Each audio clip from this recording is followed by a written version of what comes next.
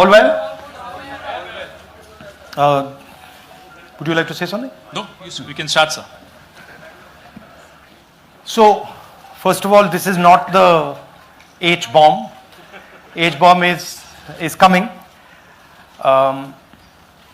This is another milestone in setting up and demonstrating to the youth of this country how elections are being rigged.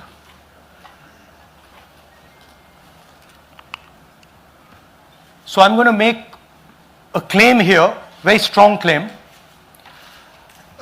about CEC Gyanesh Kumar.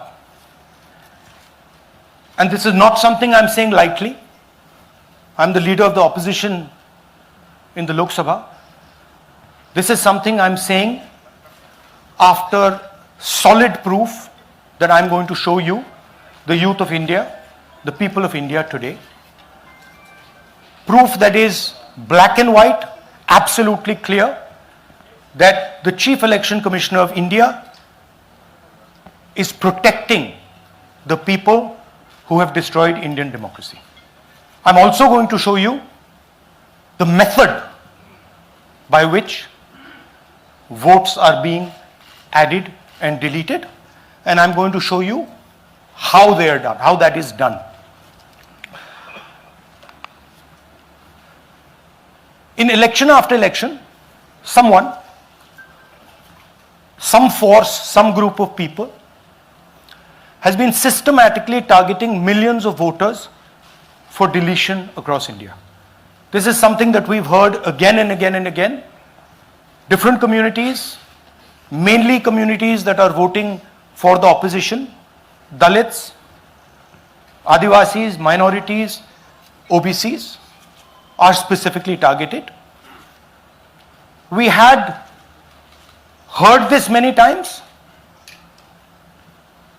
and now we found 100% proof of it. Please understand, I am not going to say anything on this stage that is not backed up by 100% proof. I am somebody who loves my country. I love my constitution. I love the democratic process, and I am protecting that process. And so I'm not going to say anything here that is not going to be based on 100% proof that you can determine. The burden of the judgment is yours. I am going to lay the proof in front of you. You will see it and say, actually, this is pretty solid proof. Aland is constituency in Karnataka. 6,018 votes. Somebody tried to delete 6,018 votes. We don't know the total number of votes that were deleted in Anand in the 23 election. They are much higher than 6,018. But somebody got caught deleting 6,018 votes. And it was caught, like most crimes, by a coincidence. What happened was, the booth level officer there noticed that her uncle's vote was deleted. And so she checked who deleted her uncle's vote, and she found that it was a neighbor. पड़ोसी ने uncle का vote delete किया था. उसने जाके पड़ोसी से पूछा कि आपने मेरे अंकल का वोट क्यों डिलीट किया. पड़ोसी ने कहा, मैं तो जानता ही नहीं, मैंने तो कुछ वोट डिलीट ही नहीं किया. Neither did the person deleting the vote know, nor did the person whose vote was deleted know. Some other force hijacked the process and deleted the vote. And as luck would have it, got caught. What does the operation look like? In Anand, 6,018 applications were filed,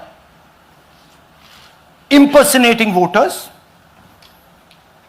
The people who filed these applications actually never filed them. And we will show you evidence of that on this stage. The filing was done automatically using software. We will show you that.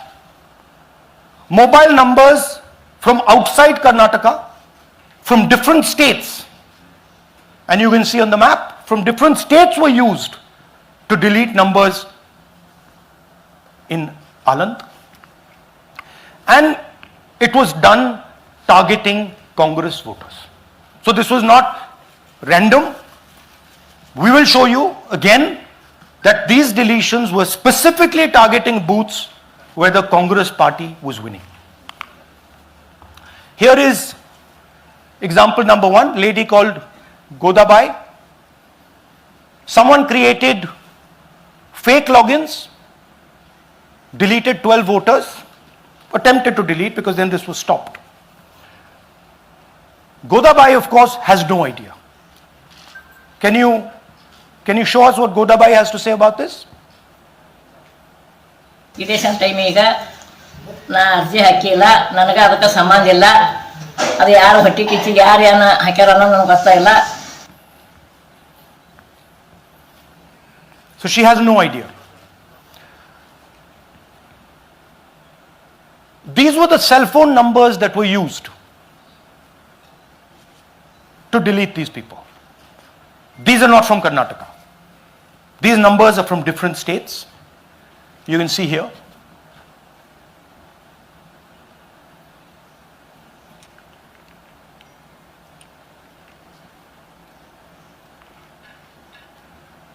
So the question is, whose numbers are these? How were they operated? Where were they operated from? Who generated the OTPs to disturb the process? Now these are questions that arise out of this. Here's example 2, Suryakant. This gentleman apparently deleted 12 voters in 14 minutes. He filled 12 deletion forms in 14 minutes. I'd like you to meet him. He's here. That's one of the people. That's one. Namaskar bhi aiye. Babita Chaudhary is one of the votes that he is supposed to have deleted. Aiye bhaiya. He is supposed to have deleted. This is the gentleman. ये इनका vote delete किया जा रहा था, ये कर रहे थे. इनसे आप पूछिए, बताइए. That's our candidate. हाँ, कन्नड़ा में बोलिए. ನನ್ನ ಹೆಸರು ಸೂರ್ಯಕಾಂತ್ ಗೋವಿನ. ನಾನು ಸರ್ಸಂಬ ಗ್ರಾಮದಲ್ಲಿ ಇದ್ದೆ. ನನಗೆ ನಾಲೆಜ್ ಕೇಳಿದೆ, ನನ್ನ ಹೆಸರು ಮೇಲೆ 9 ಜನರ ಲಿಸ್ಟನ್ನು ಡಿಲೀಟ್ ಮಾಡಿದ್ದಾರೆ. ಅದು ಯಾಕಂತ ಇವರು ನನಗೆ ಬಂದು ಕೇಳಿದರು, ನಮ್ಮ ಹೆಸರು ನೀವು ಯಾಕೆ ಡಿಲೀಟ್ ಮಾಡಿದ್ರಿ ಅಂತ. ಅದಕ್ಕೆ ನಾನು ನಮ್ಮ ಸಾಹೇಬ್ರಿಗೆ ಹೇಳಿದೆ, ನಾನು ಡಿಲೀಟ್ ಯಾರಿಗೂ ಮಾಡಿಲ್ಲ, ಅಪ್ಲಿಕೇಶನ್ ಕೊಟ್ಟಿಲ್ಲ, ಆದರೂ ಡಿಲೀಟ್ ಆಗ್ಯದ, ಅದು ನೋಡ್ರಿ ಅಂತ. ಹಾಗಾಗಿ ತಹಶೀಲ್ದಾರ್ಗೆ ಹೋಗಿ ಕಂಪ್ಲೇಂಟ್ ಕೊಟ್ವಿ. ಮತ್ತು ಕಮಿಷ್ನರ್ ಇದು ನಮ್ಮ ಜಿಲ್ಲಾ ಎಲೆಕ್ಷನ್ ಒಂದು ಇದಕ್ಕೆ ಕಂಪ್ಲೇಂಟ್ ಕೊಟ್ವಿ. ನನ್ನ ಹೆಸರು ಮೇಲೆ 12 ಜನರದು ಡಿಲೀಟ್ ಮಾಡಿದ್ದು ನಿಜ ಇರ್ತದೆ. थोड़ा ट्रांसलेट कर लीजिए. मेरे नाम पे 12 लोगों का नाम डिलीट किया गया है. हालांकि मुझे मालूम नहीं, मैं कभी किसी को मैसेज भेजा भी नहीं, मैं बुलाया भी नहीं. ये बबीता आके पूछने से पता चला कि मैंने मेरे फ़ोन से ऐसा मैसेज, लेकिन असल में मैंने किसी को भी मैसेज नहीं किया. आप कुछ कहेंगे? नहीं, ठीक है. Thank you, thank you. Third example, Nagaraj. 2 applications filed and submitted in 36 seconds. Please try and fill these forms and see how long it takes you. Try and fill. And I ask the youth of India, try it. Try and fill the form, 2 forms in 36 seconds. you'll see the answer to this question. Notice also what time this gentleman fills the form. For some reason he gets up at 4:07 in the morning and suddenly fills 2 forms in 38 seconds.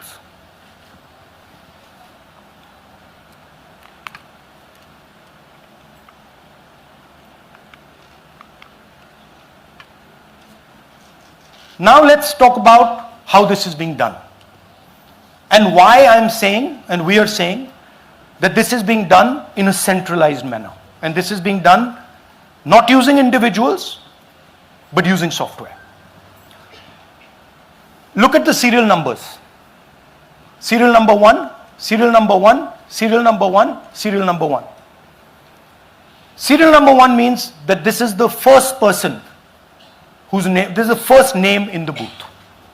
So a software is picking up the first name in the booth and using it to delete voters. So someone ran an automated program that ensured the first voter of the booth was the applicant. That same person got cell phones from outside the state, used them to file the applications. And we are pretty certain that this was done in a centralized manner and it was done at scale. This was not done in a, at a worker level. This was done at a call center level. Okay? Targeted deletions in strong Congress booths. The top 10 booths with maximum deletions are Congress strongholds. Congress won 8 other 10 booths in 2018. This was not a coincidence. This is a planned operation. Now, let's come to why I'm making such a direct accusation about this gentleman, Gyanesh Kumar. There is an ongoing investigation on this matter in Karnataka. The CID of Karnataka has sent 18 letters in 18 months. 18 letters in 18 months to the Election Commission. And they have asked the Election Commission for some very simple facts. Number 1, give us the destination IP from where these forms were filled. Number 2, give us the device destination ports from where these applications were filed. And number 3, most important, give us the OTP trails, because when you file, you have to get an OTP. 18 times in 18 months. The CID of Karnataka has written to the Election Commission for this. And they are not giving it. Why are they not giving it? Because this will lead us to where the operation is being done from. And we are absolutely convinced where this is going to lead. I'll give you a little bit of the chronology. FIR is filed February 23. Karnataka CID writes to ECI requesting all details of these numbers and these transactions almost immediately in March. In August, EC gives the reply, doesn't fulfill any of the demands, and doesn't give us the information. Doesn't give the CID of Karnataka the information that will lead them to their destination. January 24, Karnataka CID writes to ECI again and says, please send us full information. No answer. Karnataka CID by September 25, last letter went in September 25, has written 18 reminder letters. While this is going on, the CEC of Karnataka writes to the Election Commission in Delhi and says there is a matter, please provide this information. And the CC of Karnataka multiple times asks the Election Commission. No answer. Now this is absolute solid proof that Gyanesh Kumar is protecting the people who are doing this. This is also absolute solid proof, what I've shown you, that this is being done in a centralized way, this is being done at scale, and this is being done using large resources. Question is, who is the someone? And the answer is with the EC today. The Election Commission of India knows who is doing this. And I want every single youngster in India to know that they are attacking this. And this is your future. When they are not giving this information, they are defending the murderers of our democracy. And it is important that every youngster knows this. Your jobs, your future, your aspirations all come from this instrument. And the Chief Election Commissioner, Mr. Gyanesh Kumar, is not telling the CID of Karnataka who is doing this. This is not an isolated case. There are many such cases. Here is another one. Maharashtra, Rajora, same idea. 6,850 targeted voters added. Anand we caught deletions, Rajora we caught additions. But the basic idea is the same. Phones from outside, people who are supposed to have added voters don't know that they've added voters. People who have deleted voters don't know that they've deleted voters. You can see, you might remember that, those names there. JW, JW, JW, JW from the last presentation. Same model. So it's the same system that is doing this. It's doing it in Karnataka. It's doing it in Maharashtra. It's done it in Haryana.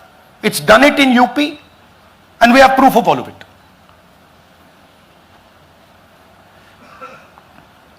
Names are being filled. Addresses, the address is Sasti, Sasti, Sasti, Sasti. Name is UQ, JJW.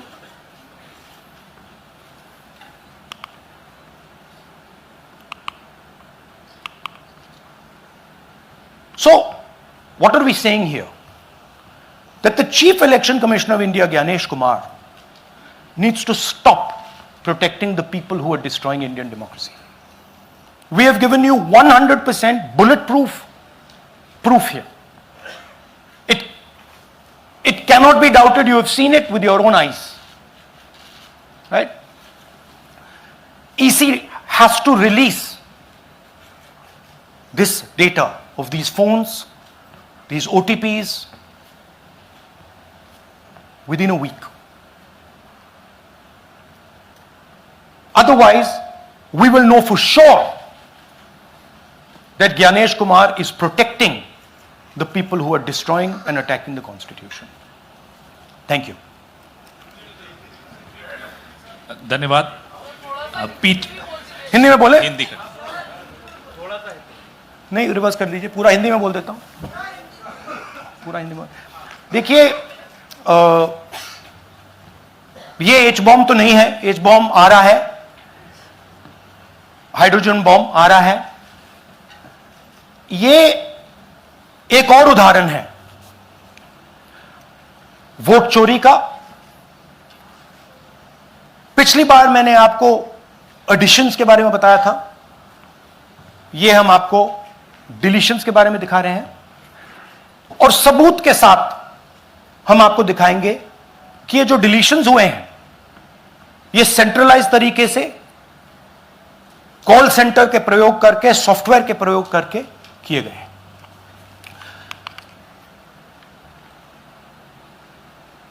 हमारे पास इस presentation में जो मैंने आपको अभी दिखाया 100% सबूत है, प्रूफ है कि ज्ञानेश कुमार जी हिंदुस्तान के चीफ इलेक्शन कमिश्नर वोट चोरों की रक्षा कर रहे हैं, और यह मैं आपको अभी दिखाने जा रहा हूं। हर इलेक्शन में हमें रिपोर्ट आती थी कि वोटर्स डिलीट हो रहे हैं,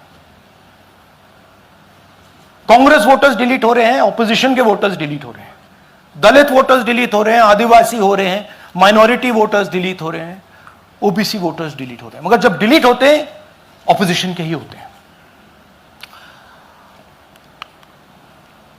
कर्नाटक में आलंद कंस्टिट्यूएंसी है, यहां पे चोरी पकड़ ली, कोइंसिडेंस से पकड़ी। वहां की जो बीएलओ थी उसने देखा कि उसके रिश्तेदार को डिलीट कर दिया गया था। जैसे चोरी पकड़ी जाती है, कोई छोटी सी गलती हो जाती है, हाथ आ जाती है। अलंद में 6018 वोटर्स डिलीट हुए, उसमें से इनकी रिश्तेदार थे। उन्होंने पता लगाया कि मेरे रिश्तेदार को डिलीट किसने किया। पता लगा कि पड़ोसी ने रिश्तेदार को डिलीट किया। बीएलओ ने जाके पड़ोसी से पूछा कि भाई आपने मेरे रिश्तेदार को क्यों डिलीट किया। पड़ोसी ने कहा मैंने तो नहीं किया। बीएलओ सस्पिशियस हो गई, शक पड़ा, उसने प्रोसेस चालू कर दी।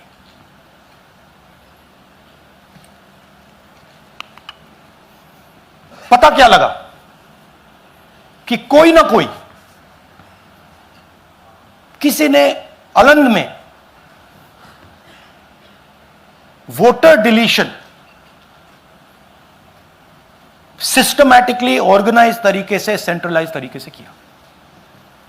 हमें यह नहीं मालूम कि आनंद में कितने वोटर डिलीट हुए, क्योंकि इससे बहुत ज्यादा हो सकते हैं। 6000, तकरीबन 6000 पकड़े गए, उस पर इन्वेस्टिगेशन हो गया। क्या पता लगा कि फाइलिंग ऑटोमेटिकली ऑनलाइन हो रही है। मोबाइल नंबर्स कर्नाटक के नहीं यूज हो रहे, मोबाइल नंबर्स दूसरी स्टेट्स के यूज हो रहे हैं। इनफैक्ट कर्नाटक के नंबर थे ही नहीं उसमें। मतलब आप दिल्ली में बैठे डिलीट कर रहे हो, आपका नंबर तमिलनाडु का है। आप गुड़गांव में डिलीट कर रहे हो, आपका नंबर झारखंड का है। और जब हम चेक कर रहे हैं कि भैया आपका नंबर है, तो आपका नंबर है ही नहीं, किसी और का नंबर है। और टारगेट करके कांग्रेस वोटर्स को डिलीट किया गया। ये गोदाबाई जी हैं, इनके नाम पर 12 वोटर्स डिलीट किए गए। इनको मालूम ही नहीं, इनको पता ही नहीं कि इन्होंने 12 वोटर्स डिलीट किए। दिखाइए जरा। ಇಲೆಕ್ಷನ್ ಟೈಮ್ ಈಗ ये इनका वीडियो है। ನಾ ಅರ್ಜಿ ಹಾಕಿಲ್ಲ, ನನಗೆ ಅದಕ್ಕೆ ಸಂಬಂಧ ಇಲ್ಲ। ಅದು ಯಾರು ಹೊಟ್ಟಿ ಕಿಚ್ಚಿಗೆ ಯಾರು ಏನ ಹಾಕ್ಯಾರ ಅನ್ನೋದು ನನಗೆ ಗೊತ್ತಾಗಿಲ್ಲ। तो इनको आइडिया नहीं है कि इन्होंने वोटर्स डिलीट कर दिए।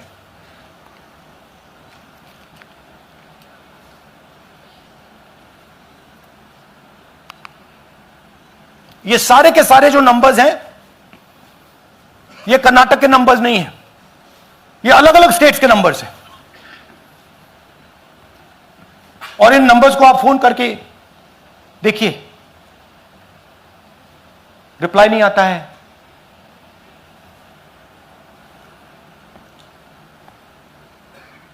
तो सवाल यह है कि किसके नंबर्स हैं, ये किसने ऑपरेट किए, जब इन्होंने ऑपरेट किए ये कहां थे, आईपी एड्रेस क्या था, ओटीपी कैसे जनरेट हुआ, कहां गया, यह सवाल है। यह दूसरा उदाहरण, सूर्यकांत जी जो अभी स्टेज पे आए थे, इन्होंने 12 वोटर्स को 14 मिनट में डिलीट कर दिया। आप फॉर्म भरने की कोशिश कीजिए, डिलीशन फॉर्म भरने की कोशिश कीजिए, देखिए। और जब हमने इनसे पूछा कि भैया आपने ये कैसे किया, वो कहते हैं मैंने तो नहीं किया, मैं तो जानता ही नहीं हूं।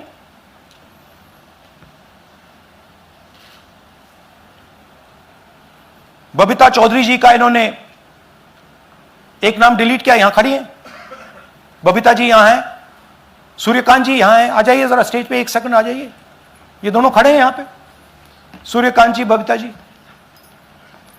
इनको मालूम ही नहीं कि इन्होंने डिलीट किया। Thank you. नागराज जी, इन्होंने 2 एप्लीकेशन 36 सेकंड में फाइल कर दी है। और मजे की बात देखिए, ये 4 बजे सुबह उठ के फाइल कर रहे हैं।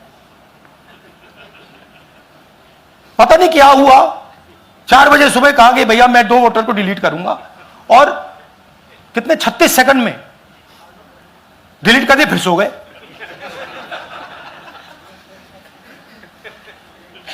हमारी माइंड में पहले सवाल था कि क्या इलेक्शन कमीशन भी सो रहा है, मगर नहीं, सोया कोई नहीं है, जगे हुए हैं, सिस्टमैटिकली मदद हो रही है। यह देखिए दूसरी बात, जो भी डिलीट कर रहा है वोटर लिस्ट में उसका सीरियल नंबर 1 है। मतलब जो भी वोटर लिस्ट में पहले नंबर पे आता है वही डिलीट कर रहा है। 5वें नंबर वाला, 7वें नंबर वाला, 10वें वाला कोई नहीं कर रहा। तो हो क्या रहा है, सॉफ्टवेयर से यह काम किया जा रहा है। सॉफ्टवेयर प्रोग्राम कह रहा है पहला नाम निकालो और इसका प्रयोग करके डिलीट करो। टारगेटेड डिलीशंस हो रहे हैं। कांग्रेस पार्टी पर आनंद में अटैक किया। टॉप 10 बूथ्स जहां सबसे ज्यादा कांग्रेस की स्ट्रेंथ थी वहां टारगेट किया। और 2018 में पिछले इलेक्शन में 10 में से 8 बूथ कांग्रेस पार्टी जीती थी, और इन 8 में से इन्होंने 6000 लोग उड़ाने की कोशिश की। ये कोइंसिडेंस नहीं था, ये प्लान था, और ये सेंट्रलाइज तरीके से किया जा रहा है। अब मैंने बहुत बड़ी बात बोली, चीफ इलेक्शन कमीशन के बारे में मैंने बोला कि यह व्यक्ति वोट चोरों की रक्षा कर रहा है। जो भी मैं यहां बोल रहा हूं 100% प्रूफ के साथ, सबूत के साथ बोल रहा हूं। और मैं अभी आपको दिखाना चाहता हूं कि मैं ये शब्द क्यों बोल रहा हूं और किस बेसिस पे बोल रहा हूं।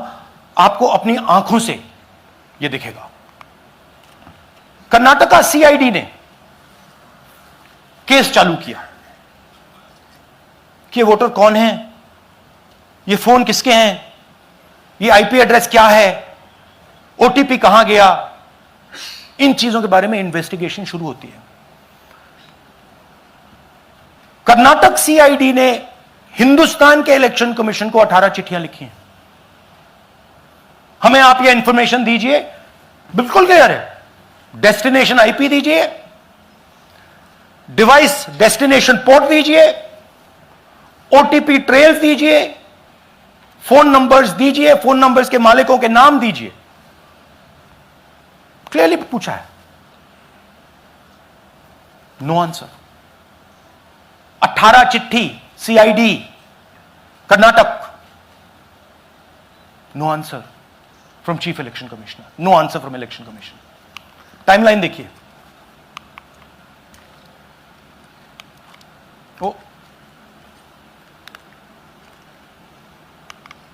ओके, फरवरी 23 में इन्वेस्टिगेशन शुरू होती है। मार्च 23 में कर्नाटक का सीआईडी चिट्ठी लिखती है ईसीआई को कि हमें सारे डिटेल्स दे दीजिए। अगस्त में इनकंप्लीट डिटेल्स दी जाती हैं, जिससे कोई इन्वेस्टिगेशन आगे नहीं बढ़ेगा। जिन चीजों की जरूरत थी वो नहीं दी, जिसकी जरूरत नहीं थी वो सारी दे दी। पहला सबूत। दूसरा सबूत, 18 बार रिमाइंडर लेटर गए हैं। आपको अगर सीआईडी एक बार लेटर भेज दे और आप नहीं गए, आप जानते हो क्या होगा। यहां पे इलेक्शन कमीशन को 18 बार लेटर गए हैं, कुछ नहीं हुआ है। बाद में क्या होता है, कर्नाटक ईसी इलेक्शन कमीशन को लिखता है, कहता है भैया हमें दे दीजिए, आपको इंफॉर्मेशन देना पड़ेगा। No reply. मार्च 25 में आखिरी लेटर सितंबर में गया है, कुछ ही दिन पहले। No reply from EC. यह है सबूत कि ज्ञानेश कुमार जी वोट चोरों की रक्षा कर रहे हैं, और यह ब्लैक एंड व्हाइट सबूत है, इसमें कोई कंफ्यूजन नहीं है कहीं।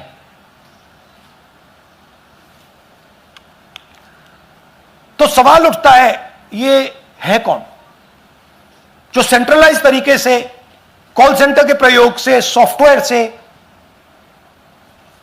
अलग अलग प्रदेशों में वोट डिलीट कर रहे हैं, ऐड कर रहे हैं? इलेक्शन कमीशन जानता है, ज्ञानेश कुमार जी जानते हैं। अच्छा, ये सिर्फ आनंद में नहीं हुआ, ये अलग अलग कंस्टिट्यूएंसीज में हुआ है। आनंद में लीगल प्रोसेस चालू हो गई, पकड़ लिया। यहां महाराष्ट्र में उसी मोडस ऑपरेंडी से, उसी सिस्टम से यहां पे वोट ऐड हुए हैं। आनंद में डिलीट, रजौरा में एडिशन, 6850। आपको याद होगा पिछले प्रेजेंटेशन में मैंने आपको नाम दिखाए थे, ये देखिए वही नाम यहां है।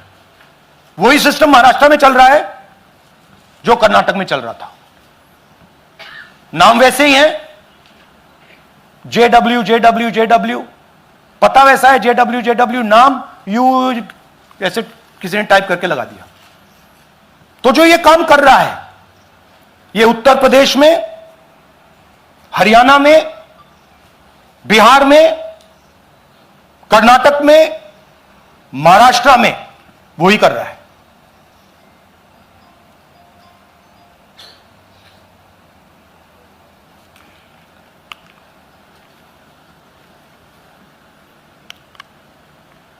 तो हमारी डिमांड है, ज्ञानेश कुमार जी, आप अपना काम कीजिए। आपने ओथ लिया है, आप हिंदुस्तान के चीफ इलेक्शन कमिश्नर हैं। आपसे कर्नाटक की सीआईडी सबूत मांग रही है।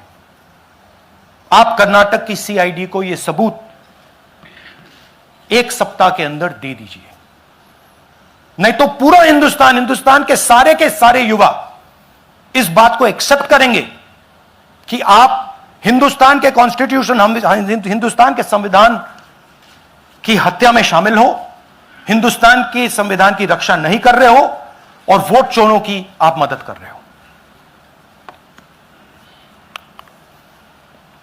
Thank you. और थोड़ी देर में हम आपको हाइड्रोजन बॉम्ब दिखाने जा रहे हैं। नहीं, आज नहीं, थोड़ी देर में उसकी प्रिपरेशन चल रही है। क्योंकि हम देखिए, मैंने टीम से कहा है कि अगर मैं स्टेज पे जा रहा हूं,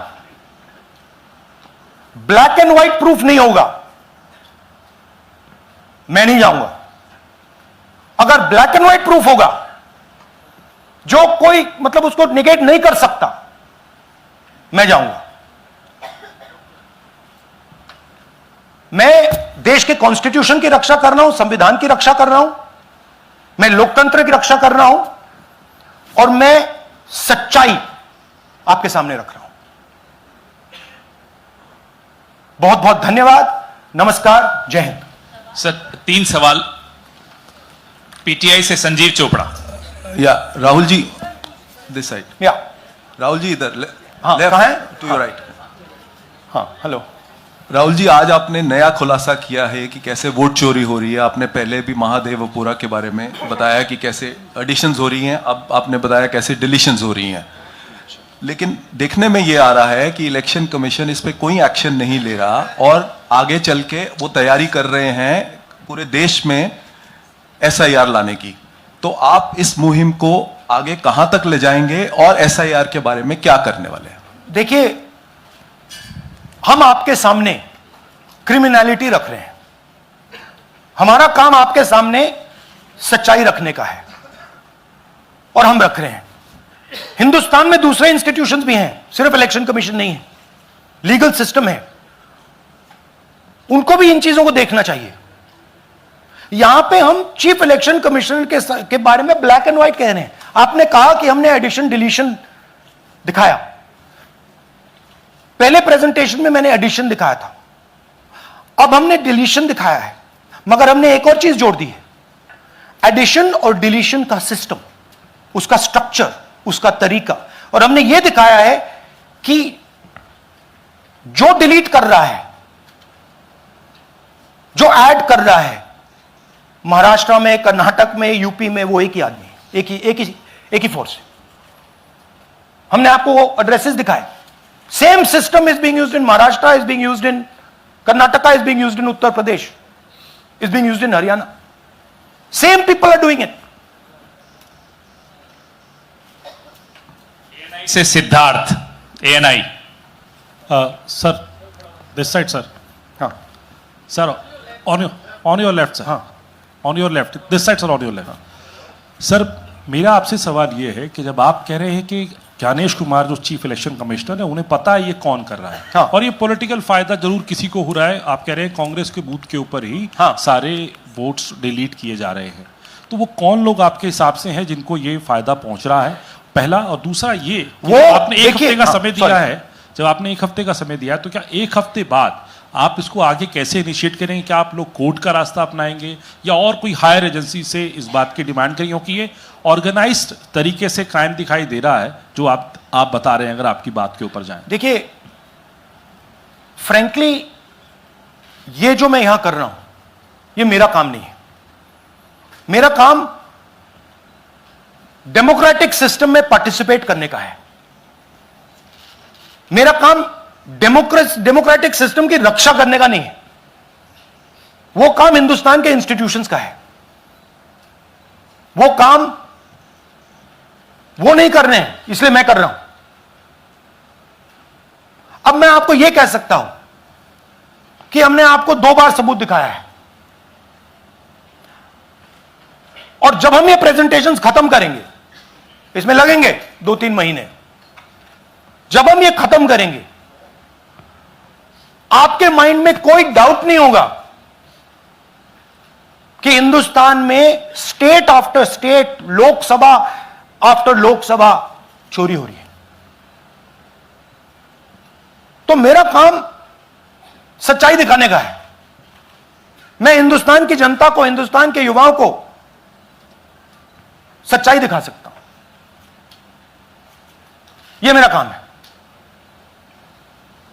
उनकी जो इंटरेस्ट है, क्योंकि ये जो कॉन्स्टिट्यूशन है, ये हिंदुस्तान की जनता का रखवाला है, प्रोटेक्टर है, और मैं इसकी प्रोटेक्शन कर रहा हूं।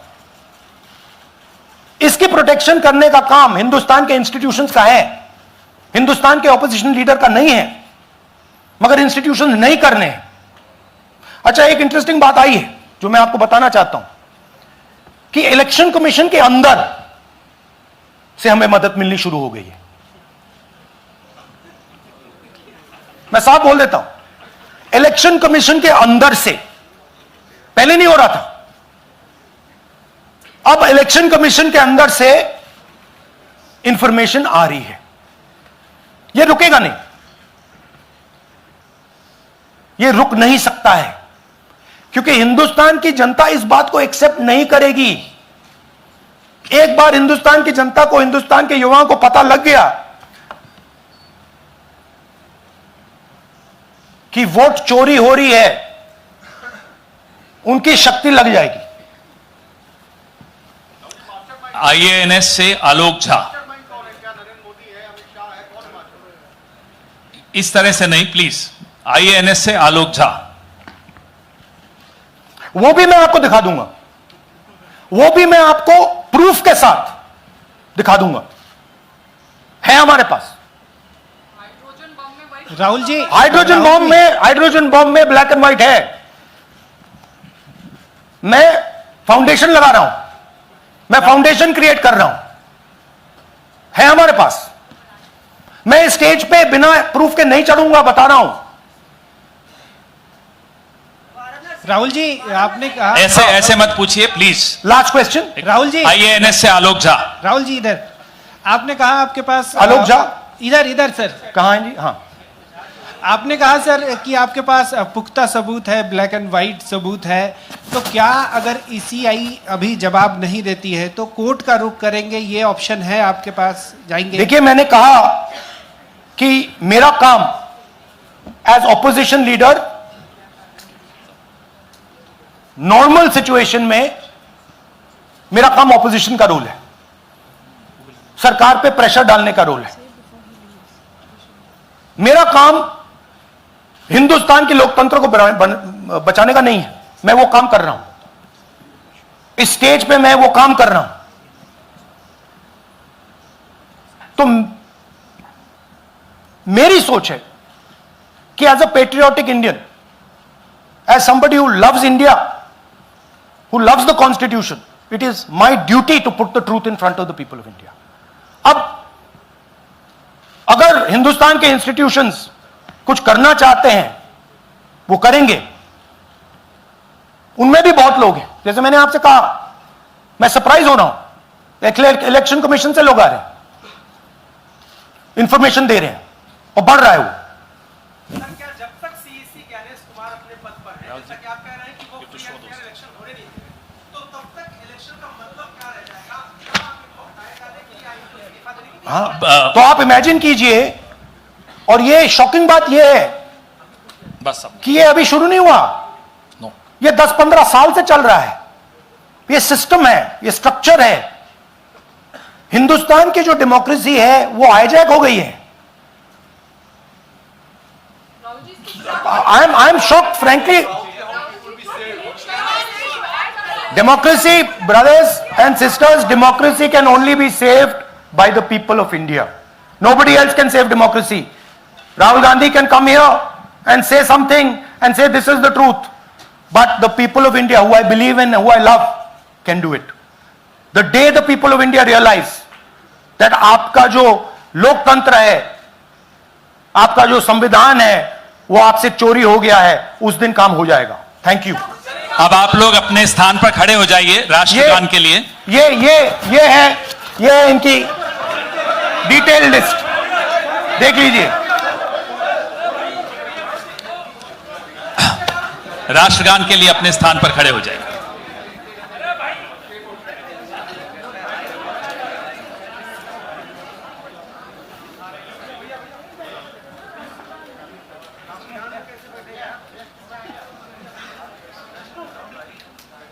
भारत भाग्य विधाता, पंजाब सिंध गुजरात मराठा, द्राविड उत्कल बंगा, विंध्य हिमाचल यमुना गंगा, उच्चल जलधि तरंगा, तव शुभ नामे जागे, तव शुभ आशीष मांगे, गाहे तव जय गाथा, जन गण मंगलदायक जय हे भारत भाग्य विधाता, जय हे जय हे जय हे, जय जय जय जय हे। Thank you.